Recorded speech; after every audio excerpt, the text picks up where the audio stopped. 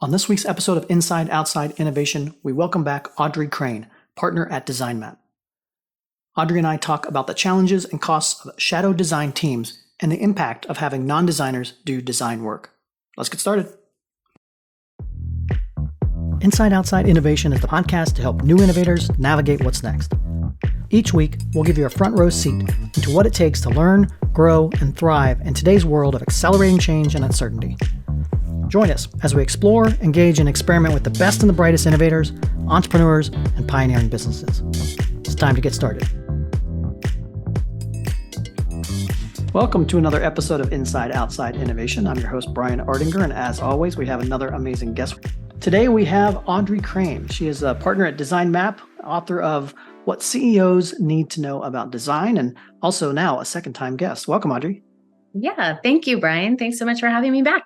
I'm excited to have you back because it's been a while. You're a longtime Silicon Valley design leader, and you're now resident back here in the Silicon Prairie here in Nebraska.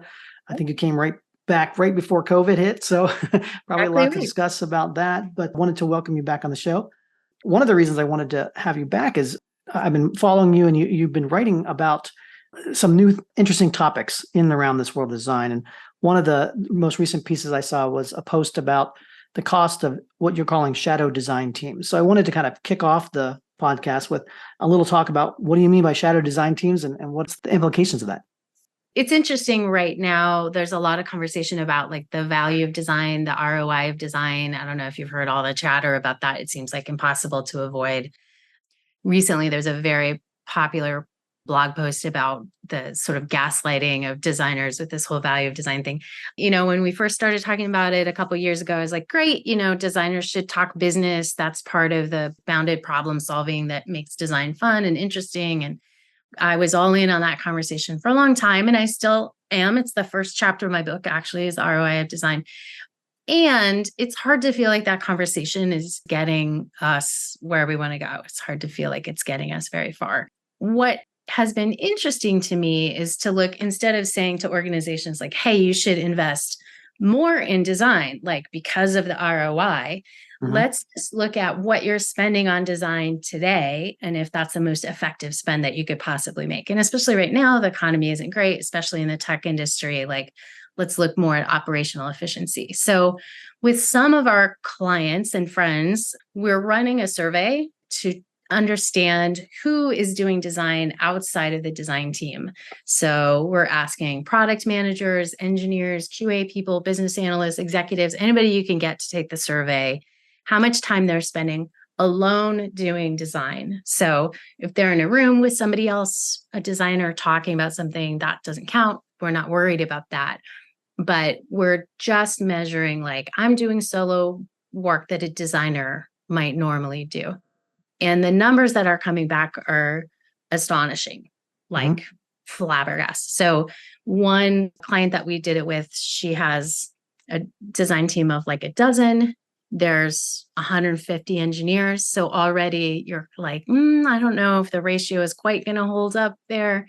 But when we ran the survey, there were 22 full-time employees worth of design being done by non-designers, which is crazy. And every time we've run this survey, it's just a shocking number.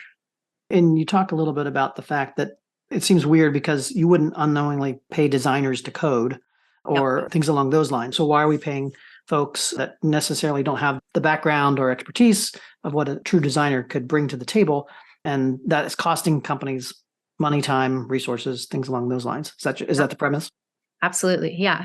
And morale, honestly, it's been interesting. I mean, I certainly have worked with plenty of organizations where there's a front-end engineer, there's a product manager that's doing a lot of design work, and they like it. And when we started running this survey, I expected a lot of the answers to be, well, I do design, but I do it because I like to do it. I think my work is as good as a designer. But most of the time, what we're hearing back is, I wish a designer could do it. They're faster than me. I don't feel competent at this. I am not enjoying it. I have other stuff that I need to do, and this is slowing me down.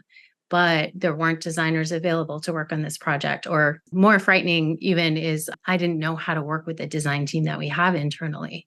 The costs are some engineers and some product manager, probably great designers. I'm sure there are some out there. But generally, if we look across the board, it's probably lower quality design. It's probably slower design.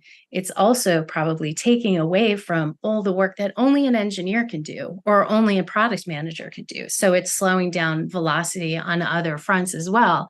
And it's a morale hit for the people who don't want to be doing it and are frustrated by it, and the designers who are, on the one hand, trying to make a case for investing when this huge investment is already happening in design, just like in a different part of the org.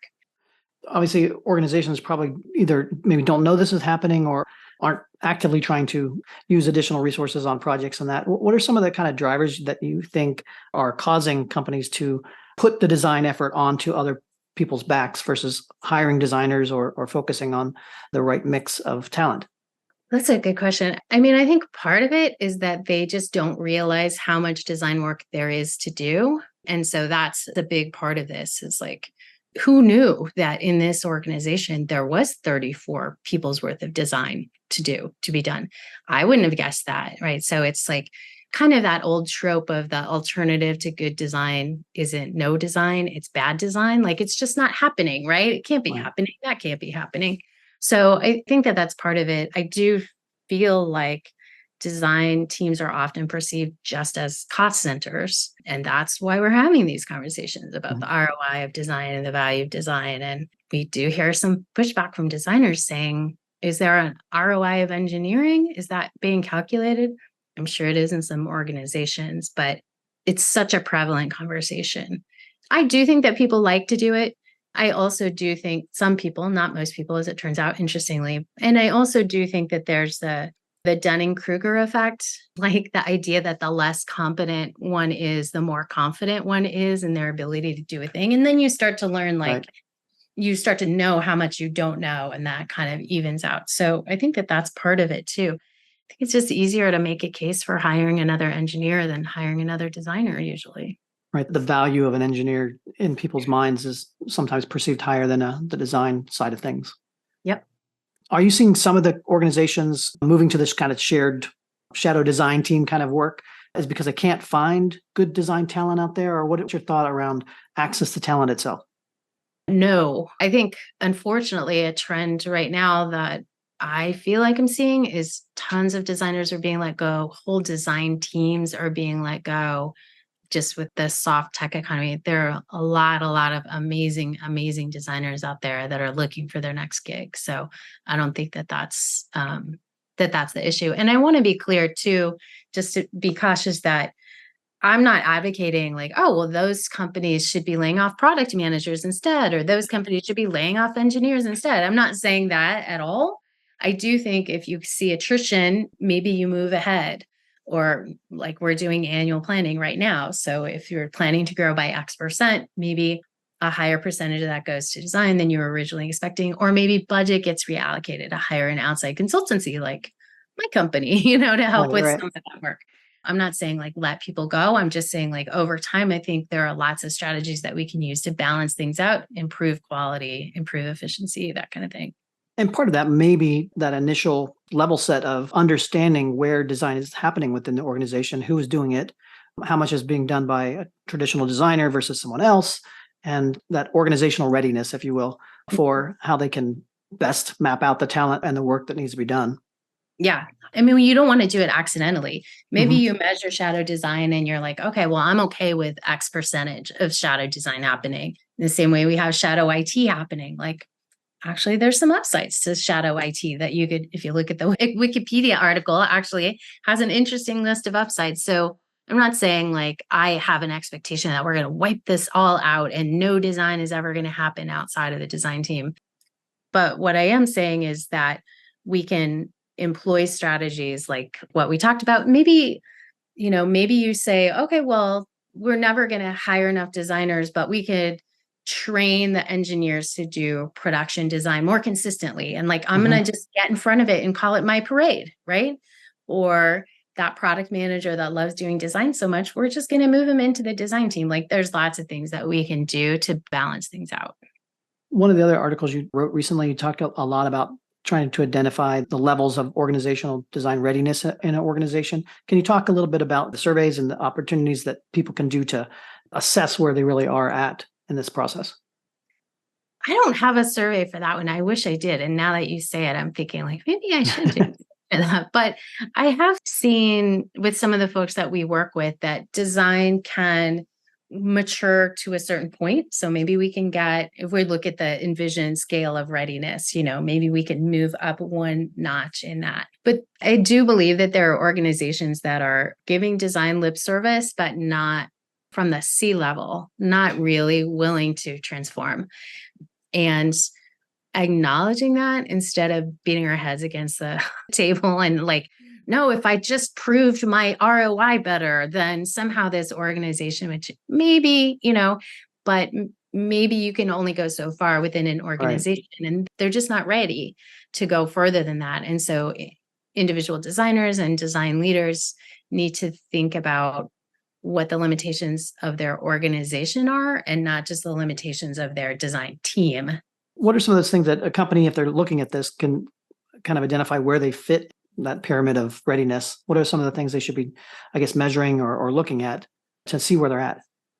I guess when I've seen this happen and I've sort of felt like, okay, well, this is as far as this organization is going to go, is when designers sort of like make the case, create a shared understanding with the organization of like, here's what I believe as a design leader, this design team can contribute to the success of the business. Does the business agree with me on that? Is there some difference of expectation? And we can have that conversation and we can set that all up, right? It's about interviewing executives, asking them why the design team is there in the first place, what their expectations are. And so we can kind of circle the square. And then we have to make specific asks of the organization to change how this process works or make an investment or allow you to do training. And those specific asks, I do think, need to be in service of this like explicit shared goal. So without the explicit shared goal, we're just asking for stuff like a spoiled kid at Christmas. Like, I want this and I wanted that and I wanted this and I wanted that. And like, you don't value me. Why aren't you giving it to me? But if we do have this like explicit shared goal that we're all in agreement on, and then I can say, hey, look, if I can do, we see this happen with research too all the time, like research teams, like shadow research, because, right. Okay, well, I'm not going to be able to do every research study that any product manager ever thinks of, but I am going to ask that you require all the product managers to attend this research training session workshop so that they're doing better research, they're learning more effectively, so we're making better product decisions as an organization. And if the org is like, oh, no, you can't have that. No, you're not going to do that. It's like the mean parent. I don't know, the Grinch at Christmas. At some point, why would you keep doing that? Well, at least if nothing else, you have that conversation and you can then suffer the consequences of what that conversation is, at least know going into it that, well, okay, we're not going to get funded for this, or yes, we're going to be okay with the fact that folks who've never written a research survey are going to be doing that. And we're going to suffer the consequences if that goes wrong, which likely will go wrong if you're not trained or focused on that at all.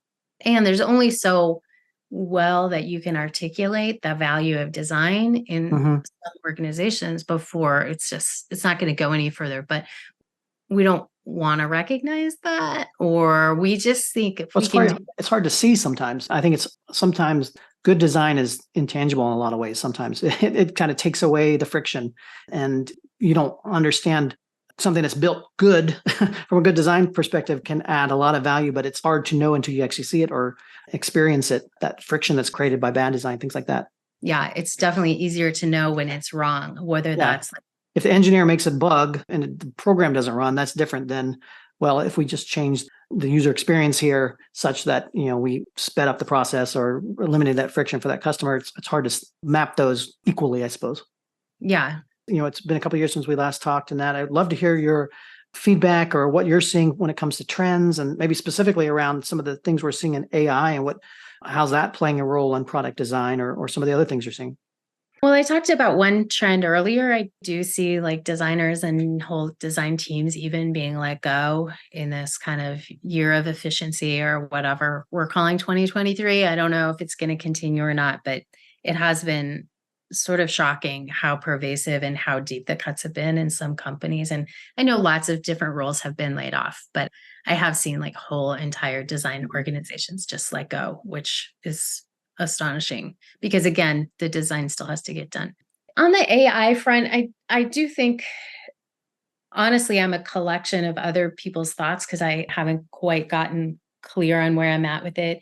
I do think it's important or at least useful to think about like, when we talk about how AI impacts design, are we talking about it's in the tool that I use, or it is the tool that I as a designer use, or does it replace me as a designer? Or is it in the tool that I'm designing? Or does it replace the tool that I'm designing, in which case I'm no longer necessary, right? So there's kind of all these separate kind of layers of the onion or aspects to what we have to talk about when we're talking about AI as it relates to design. I do agree, Peter Merholtz and Erica Hall have been talking a bit, and I agree with them that anybody who thinks that AI is going to replace design is confusing design with production. And, I've been around for a long time, and I remember when it was a big deal if a product was SaaS and that was going to change everything. It was a big deal if it was cloud. Now everything is, we expect everything to be cloud. And I do think that AI is going to have a bigger impact, obviously, than cloud, but I think it's going to become a given. And at the end of the day, as designers, our job is to deeply understand what people are trying to accomplish and why and how, both within the organization and outside of the organization, and then to develop things that support that. And AI is not going to do that. Like if it could take on some of the production, maybe all the better, maybe that shadow design would definitely go away. So frees up your time to do other things around it. It's very similar to the advent of the Excel spreadsheet. Changed the way tools were used and people could access things that they couldn't access before. Audrey, thanks again for coming on Inside Outside Innovation. I love always catching up with you on this topic. If people want to find out more about yourself or more about your organization, what's the best way to do that? They can come to DesignMap.com or email me, Audrey@DesignMap.com. I am hoping that we can get a body of maybe 10 organizations to run the shadow design survey. And then we can help the whole design discipline by saying, like, on average, organizations are seeing that 70% of their design is being done through shadow design or something like that. So if they want to run it, I'm happy to help. Or if they ran it and they want to talk to me, but we do have a free version of the survey on the website, a free version of a deck to present survey findings on the website. So would love to have people use that and would love to hear from them if they do. Excellent. Well, I'll encourage folks to check that out. And again, thanks for being on the show. Appreciate it. Yeah, it's my pleasure. Thanks so much for having me back. That's it for another episode of Inside Outside Innovation. If you want to learn more about our team, our content, our services, check out insideoutside.io or follow us on Twitter @the IO Podcast or @Ardinger. Until next time, go out and innovate.